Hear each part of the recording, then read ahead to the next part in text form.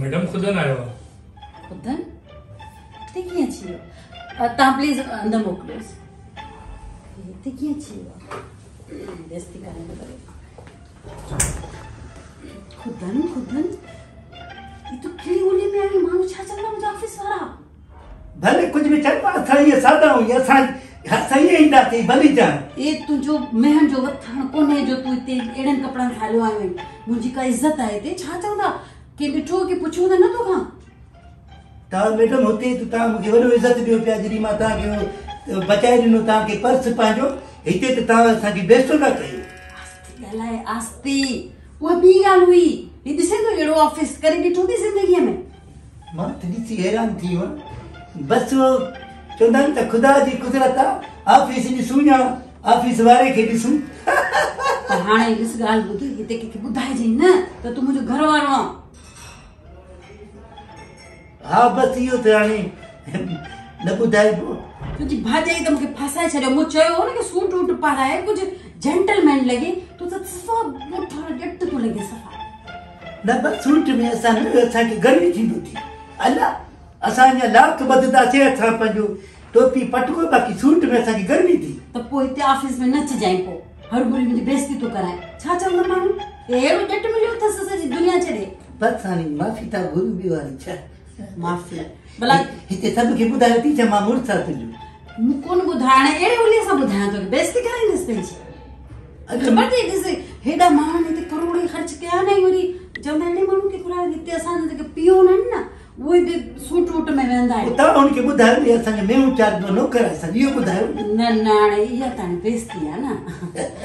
प्यार कंदो आहे तूं मां सभु पर थोरो शर्माए थो शक करे थो। हा न मुंहिंजी त इज़त रखंदो थोरी।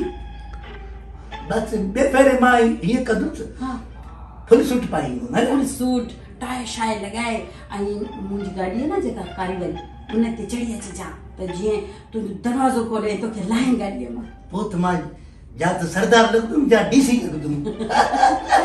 तूं आई त सही न तुंहिंजी बैग में एॾी ऑफिस जी मालकिणी आहे त पोइ तूं बि त पोइ इहो लॻे न।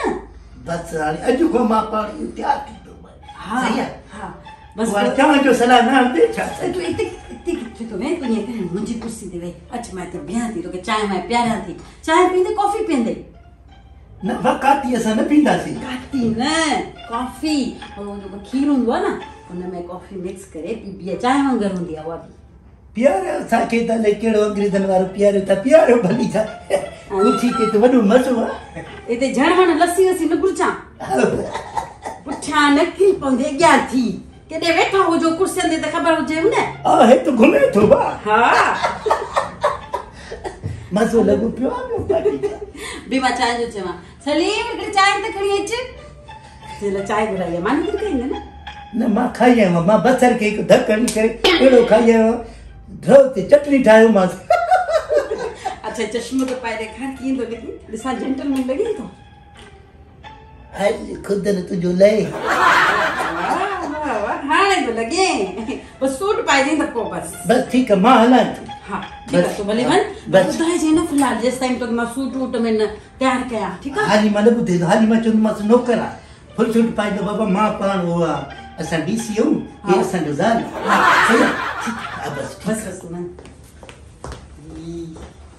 बेइज़ती कराया जे कहिड़े हुलीअ सां आयो अलाह छा कयांसि।